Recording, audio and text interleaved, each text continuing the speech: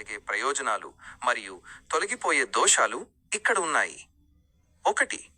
పితృదోషాలు. కుటుంబంలో పితృదోషాల వల్ల కలిగే ఆటంకాలు, సంతానలేమి లేదా ఇంట్లో అశాంతి వంటి సమస్యలు ఉన్నప్పుడు ఆవును సేవించడం వల్ల ఆ దోషాల తీవ్రత తగ్గుతుంది. ముఖ్యంగా నల్లని ఆవును, కపిల గోవు పూజించడం పితృదేవతలకు ప్రీతికరమని చెబుతారు. 2. గ్రహ దోష నివారణ.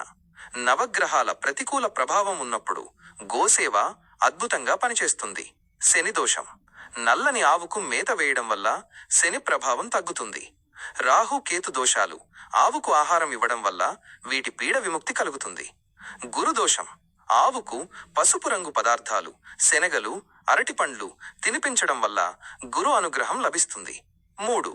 వాస్తు దోషాలు. కొత్తగా ఇల్లు కట్టుకున్నప్పుడు లేదా ఇంట్లో వాస్తు దోషాలు ఉన్నాయని అనిపించినప్పుడు ఆవును ఆ ప్రాంగణంలో ఉంచడం శుభప్రదం. ఆవు శ్వాస పీల్చడం, దాని అరుపు వినపడటం వల్ల ఆ ప్రదేశంలోని ప్రతికూల శక్తి, నెగటివ్ ఎనర్జీ పోయి సానుకూలత పెరుగుతుంది. 4. బ్రహ్మహత్యాది మహాపాతకాలు. తెలిసో తెలియకో చేసిన పాపాలు, హింస వల్ల కలిగే దోషాలు గోసేవ చేయడం వల్ల, గోమూత్రాన్ని ప్రోక్షించుకోవడం వల్ల శుద్ధి అవుతాయని పురాణాలు చెబుతున్నాయి. 5.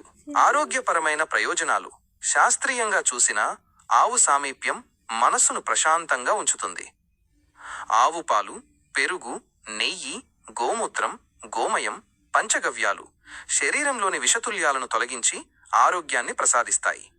ఆవును నిమరడం వల్ల రక్తపోటు, బ్లడ్ ప్రెషర్ తగ్గుతుందని కొన్ని పరిశోధనలు చెబుతున్నాయి.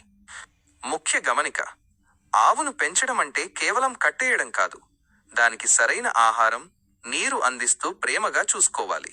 అప్పుడే పూర్తి ఫలితం లభిస్తుంది.